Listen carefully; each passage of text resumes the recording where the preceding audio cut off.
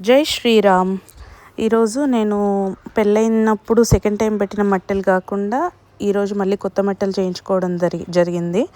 So అసలు తెలంగాణలో కొన్ని ఏరియాస్లో మట్టెలు చేసుకునే విధానం ఎలా ఉంటుందో మీకు చూపిద్దామని ఒక చిన్న వీడియో అయితే చేశాను.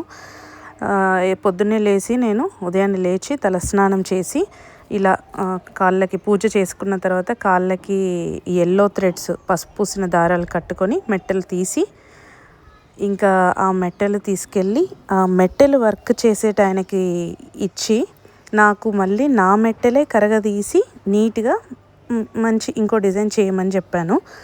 రెడీమేడ్లో కొనుక్కోవడం కంటే ఇలా మన మెట్టెలే మనకు చేసిస్తే అది ఎప్పటి నుంచో పెద్దల నుంచి వస్తున్న ఆచారం కూడా.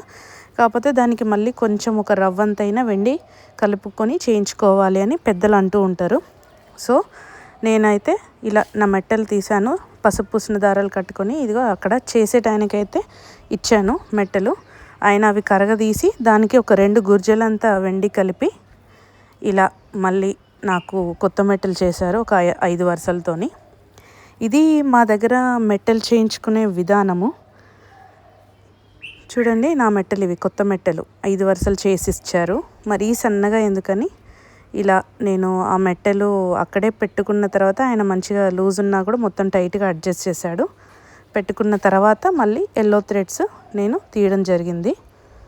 ఇక అక్కడే ఆయన మెట్టెలంతా మొత్తం 2 కాళ్ళకు కూడా నీట్గా అడ్జస్ట్ చేశాడు టైట్గా బయటికి రాకుండా. సో ఇది మా సైడ్ మెట్టెలు చేయించుకునే విధానము.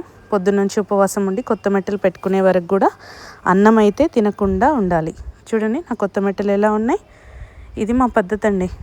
లైక్ చేయండి, కామెంట్ చేయండి, సబ్స్క్రైబ్ చేయండి.